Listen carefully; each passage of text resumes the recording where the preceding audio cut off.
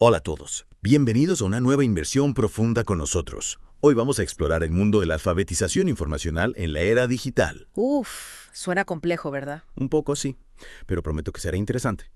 Para esta inmersión nos hemos sumergido en un montón de textos académicos.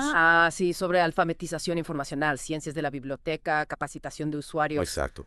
Y bueno, la verdad es que todos los días nos enfrentamos a una cantidad abrumadora de información. Es cierto.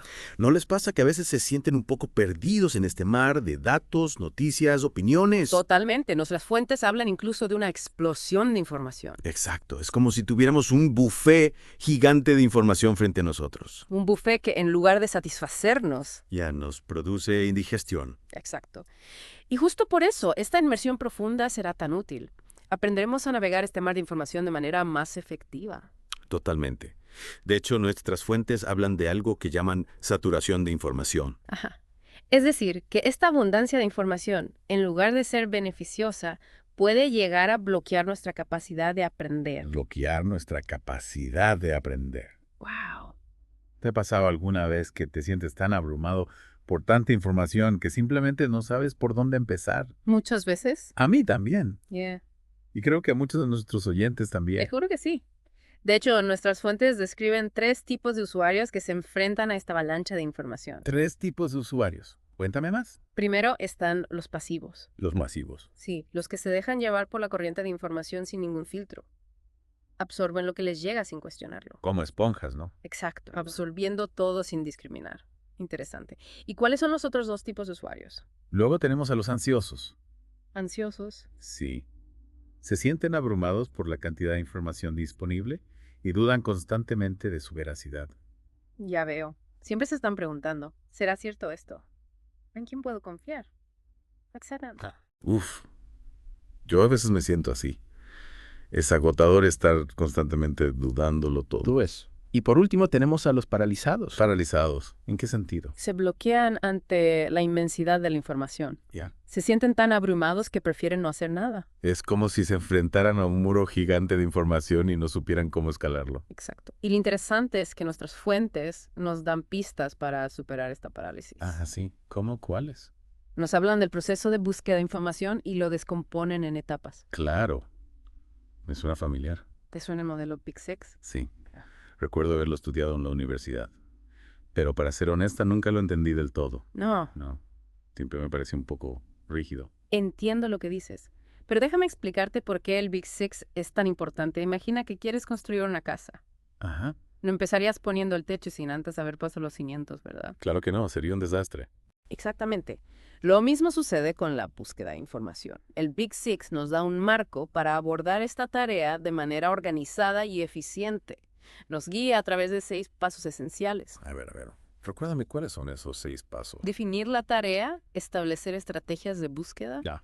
al localizar y acceder a la información, usar la información, sintetizarla y finalmente evaluarla. Ya veo. Es como un mapa que nos ayuda a navegar por el laberinto de la información. Exactamente. Y lo interesante es que el orden de los pasos importa. Ah, sí. Sí, por ejemplo, el Big Six nos dice que debemos comenzar evaluando las fuentes de información desde el principio, no al final. ¿Y eso por qué? Para no perder el tiempo con fuentes que no son confiables. Exacto. Si empezamos a leer y analizar información sin antes haber verificado su credibilidad, Sí. corremos el riesgo de construir nuestro conocimiento sobre cimientos débiles. Es como construir nuestra casa sobre arena movediza. Qué buena analogía. Ahora entiendo por qué es tan importante evaluar las fuentes desde el principio. Pero a veces es difícil saber si una fuente es confiable o no. ¿Qué criterios podemos usar para evaluar la credibilidad de la información? Buena pregunta. Nuestras fuentes nos dan algunas pistas. Un criterio clave es la autoridad de la fuente. La autoridad. Sí. ¿Quién es el autor o la institución que está detrás de la información? Tienen reconocimiento en su campo, son expertos en el tema que están tratando. Claro, no es lo mismo leer un artículo escrito por un científico Ajá. o que un libro escrito por un aficionado. Exactamente. Otro criterio importante es la precisión de la información. Precisión. La información está respaldada por datos, evidencias o fuentes confiables. Se pueden verificar las afirmaciones. Y también hay que fijarse en la actualidad de la información. Claro, En algunos temas la información se vuelve obsoleta muy rápidamente. cierto. Y no podemos olvidarnos del sesgo de la información. El sesgo. Todas las fuentes tienen un punto de vista, una perspectiva. Es importante identificar el sesgo de la fuente para poder interpretar la información de manera crítica. Es como un filtro que debemos aprender a detectar. Exacto. Y para eso es fundamental desarrollar habilidades de pensamiento crítico. No se trata de creer ciegamente todo lo que leemos en Internet, Claro. sino de cuestionar la información y contrastarla con otras fuentes. Me encanta este enfoque crítico. Es como convertirse en un detective de información. Me gusta esa imagen. Y hablando de modelos, además del Big Six, nuestras fuentes también mencionan el modelo de Kurta. El modelo de Kulta. Sí.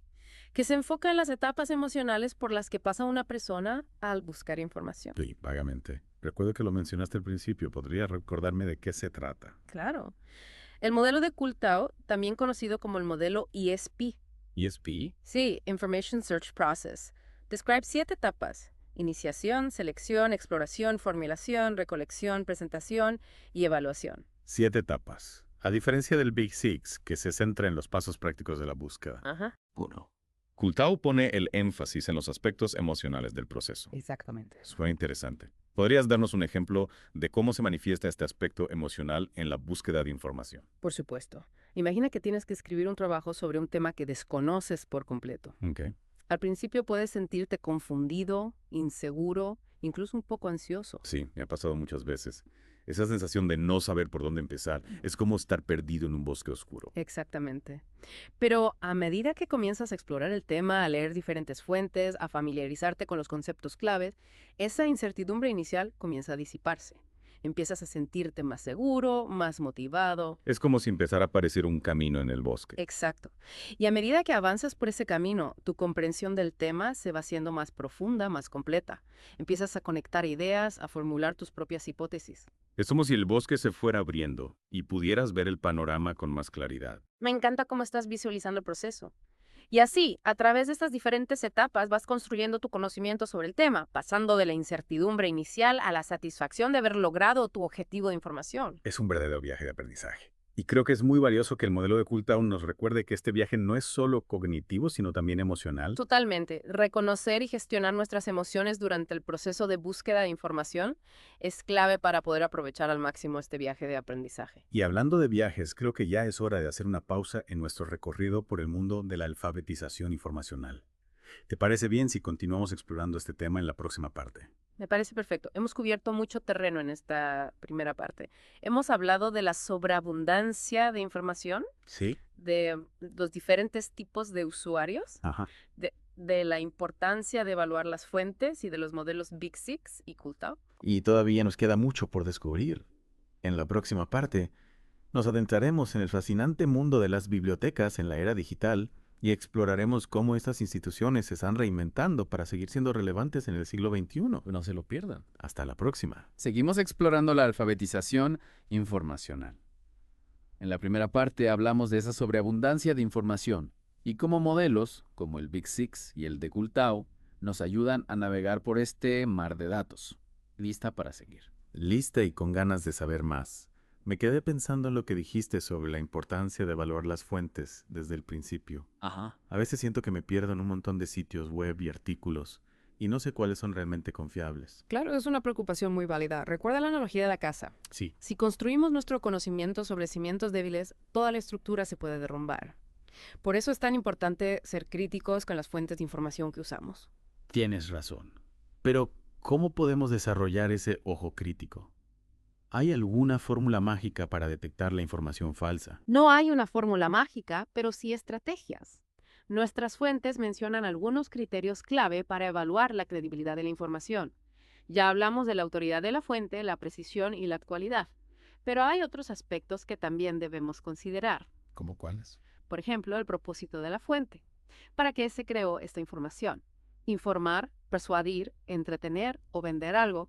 Conocer el objetivo detrás de la información nos ayuda a interpretarla mejor. Claro, no es lo mismo leer un artículo científico que un anuncio, aunque ambos hablen del mismo tema. Exactamente. También es importante considerar la audiencia. ¿A quién se dirige la fuente? Público general, expertos, niños, adultos. La forma en que se presenta la información y el lenguaje pueden variar mucho dependiendo de la audiencia. Eso tiene mucho sentido. ¿Y qué hay del sesgo? ¿Cómo podemos detectarlo? El sesgo puede ser sutil. Una estrategia útil es contrastar la información con otras fuentes. Si leemos sobre un tema en un sitio web con una postura política clara, es importante buscar información en otros sitios con diferentes perspectivas. Es como escuchar las dos campanas de la historia antes de formar nuestra propia opinión. Exacto. Y recuerda que ninguna fuente es perfectamente objetiva. Todas tienen un punto de vista. Lo importante es ser conscientes de ese sesgo y tenerlo en cuenta. Me gusta esta idea de ser detectives de la información, de investigar a fondo. Pero a veces me siento un poco abrumada por la cantidad de información. ¿Cómo podemos filtrar todo ese ruido y encontrar la información que realmente necesitamos? Esa es la clave de la alfabetización informacional, desarrollar las habilidades para navegar por este mundo de manera eficiente. Y aquí es donde entran en juego las bibliotecas. Las bibliotecas. A veces las olvidamos con tanta información disponible en Internet. ¿Qué papel juegan en el desarrollo de la alfabetización informacional? Las bibliotecas son mucho más que simples almacenes de libros. Son verdaderos centros de aprendizaje que ofrecen recursos y servicios para apoyar a las personas en su búsqueda de información confiable. ¿Podrías darnos algunos ejemplos? Claro, las bibliotecas cuentan con bibliotecarios capacitados que pueden brindar orientación personalizada. Pueden ayudarte a definir tu tema de investigación, a identificar las fuentes más adecuadas, a usar las herramientas de búsqueda de manera efectiva y a evaluar la credibilidad. Es como tener un guía turístico en el mundo de la información. Exactamente. Además, las bibliotecas ofrecen acceso a una gran variedad de recursos, tanto físicos como digitales, libros, revistas, periódicos, bases de datos, recursos audiovisuales y mucho más. Y todo esto es gratuito o a un costo muy bajo, ¿verdad? En la mayoría de los casos, sí. Las bibliotecas son un servicio público que busca democratizar el acceso a la información. Es maravilloso pensar que tenemos acceso a tantos recursos gracias a las bibliotecas. Pero a veces me da la sensación de que se están quedando atrás en la era digital. ¿Cómo se están adaptando a las nuevas tecnologías? Esa es una pregunta muy interesante. Y la respuesta es que las bibliotecas se están reinventando constantemente para seguir siendo relevantes. Están adoptando nuevas tecnologías, creando espacios de aprendizaje innovadores y desarrollando nuevos servicios para satisfacer las necesidades de sus usuarios. ¿Podrías darnos algunos ejemplos concretos? Por supuesto, muchas bibliotecas se están transformando en laboratorios de ideas, donde las personas pueden experimentar con nuevas tecnologías, aprender nuevas habilidades y desarrollar proyectos creativos. Ofrecen cursos de robótica, impresión 3D, programación, diseño gráfico y mucho más. Suena fascinante. Es como si se estuvieran convirtiendo en espacios de cooperación donde las personas pueden aprender, crear y compartir. Exactamente. Y no solo se trata de tecnología. También están creando espacios más acogedores y flexibles, donde las personas pueden reunirse, trabajar en equipo, relajarse y disfrutar de la lectura. Se están convirtiendo en terceros espacios, entre el hogar y el trabajo. Qué interesante. Es como si estuvieran recuperando su papel de centros comunitarios donde las personas pueden conectar y compartir experiencias. Exactamente. Y todo esto forma parte de un movimiento más amplio que busca reimaginar el papel de las bibliotecas. Las bibliotecas ya no son solo lugares para guardar libros, sino espacios dinámicos de aprendizaje, creación y conexión. Me encanta esta visión de las bibliotecas como espacios vivos y evolutivos. Creo que es fundamental que se adapten a los nuevos tiempos. Totalmente. Las bibliotecas tienen un papel fundamental que desempeñar en la construcción de una sociedad más informada, más crítica y más participativa. Son espacios de igualdad, donde todas las personas tienen acceso al conocimiento y a las herramientas para desarrollarse. Estoy totalmente de acuerdo. Las bibliotecas son un tesoro que debemos valorar. Y ahora que ya hemos explorado su papel en la alfabetización informacional, me gustaría hablar sobre las estrategias que podemos usar para fomentar estas habilidades en diferentes contextos. ¿Qué nos dicen nuestras fuentes sobre este tema? Nuestras fuentes nos hablan de una gran variedad de estrategias que se pueden implementar en el ámbito educativo, laboral y comunitario. Una de las más efectivas es la integración de la alfabetización informacional en el currículo. Es decir, que no sea una materia aislada, sino que se trabaje de forma transversal. Exactamente. Por ejemplo, se puede enseñar a los estudiantes a buscar información confiable para sus trabajos de historia, a evaluar la credibilidad de las fuentes en ciencias, a usar bases de datos especializadas en matemáticas y así sucesivamente. De esta manera, se convierte en una herramienta esencial para el aprendizaje en todas las disciplinas. Me parece una idea genial. Integrarla en el currículo permite que los estudiantes desarrollen estas habilidades de manera práctica. Exacto. Y no solo es beneficioso para los estudiantes, también es fundamental que los docentes estén capacitados para que puedan guiar a sus alumnos. Claro, los docentes son los guías en el proceso de aprendizaje y necesitan tener las herramientas para orientar a sus estudiantes en el uso de la información. Precisamente, los docentes deben ser capaces de diseñar actividades que promuevan el pensamiento crítico, la evaluación de fuentes y el uso ético de la información. Y para ello necesitan formación. Me parece fundamental que se invierta en la formación de los docentes en este ámbito. Son ellos los que tienen el poder de transmitir estas habilidades a las nuevas generaciones. Estoy totalmente de acuerdo. Y no podemos olvidar el papel fundamental que desempeñan las bibliotecas en la promoción de la alfabetización informacional. Ya hemos hablado de los recursos y servicios que ofrecen, pero también es importante destacar su labor de difusión y sensibilización. ¿A qué te refieres? Las bibliotecas organizan talleres, charlas, exposiciones y otras actividades para dar a conocer la importancia de la alfabetización informacional y para enseñar a las personas a desarrollar estas habilidades. Es como si fueran verdaderos evangelizadores de la alfabetización informacional. Me gusta esa palabra. Las bibliotecas tienen una misión muy importante que cumplir y la alfabetización informacional es una parte esencial de esa misión. Totalmente de acuerdo. Son un pilar fundamental para el desarrollo de una sociedad más informada. Y creo que es importante que todos tomemos conciencia de su valor. Y estoy completamente de acuerdo. Las bibliotecas son un bien público que debemos proteger. Y con esta reflexión creo que es un buen momento para hacer una pausa. ¿Te parece bien si continuamos en la próxima parte? Me parece perfecto. Hemos cubierto mucho terreno. Hemos hablado de la importancia de evaluar las fuentes, del papel de las bibliotecas y de las estrategias que podemos utilizar para fomentar estas habilidades. Y todavía nos queda mucho por descubrir. En la próxima parte analizaremos algunas iniciativas que se están llevando a cabo en diferentes partes del mundo para promover la alfabetización informacional y exploraremos los desafíos y oportunidades que se presentan. No se lo pierdan. Hasta la próxima. De regreso a nuestra inversión en la alfabetización informacional.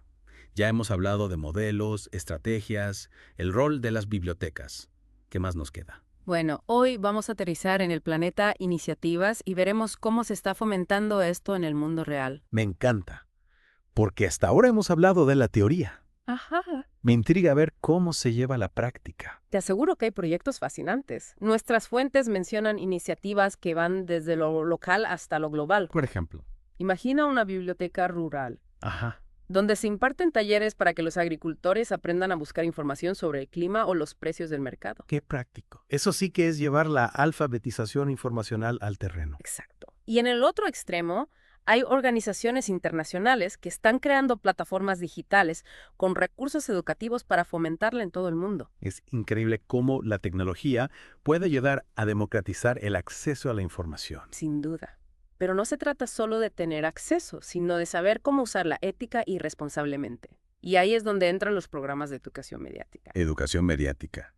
¿Te refieres a aprender a ser críticos con los medios de comunicación? Exacto. La educación mediática nos enseña a analizar los mensajes que recibimos a través de los medios, a identificar las técnicas de persuasión y a formar nuestra propia opinión. Es decir, a ser ciudadanos críticos en el entorno mediático. Precisamente. Y esto es cada vez más importante, ¿no? En un mundo donde estamos constantemente bombardeados por información a través de las redes sociales, la televisión. Es cierto.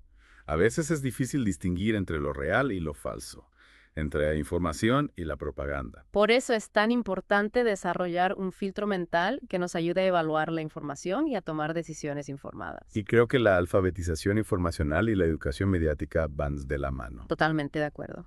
Ambas disciplinas nos brindan las herramientas para ser ciudadanos informados, críticos y participativos en la sociedad de la información. Es como si nos dieran un mapa y una brújula para navegar por este complejo mundo de la información. Me encanta esa imagen. Y recuerda, este viaje de aprendizaje es continuo. Siempre hay algo nuevo que descubrir.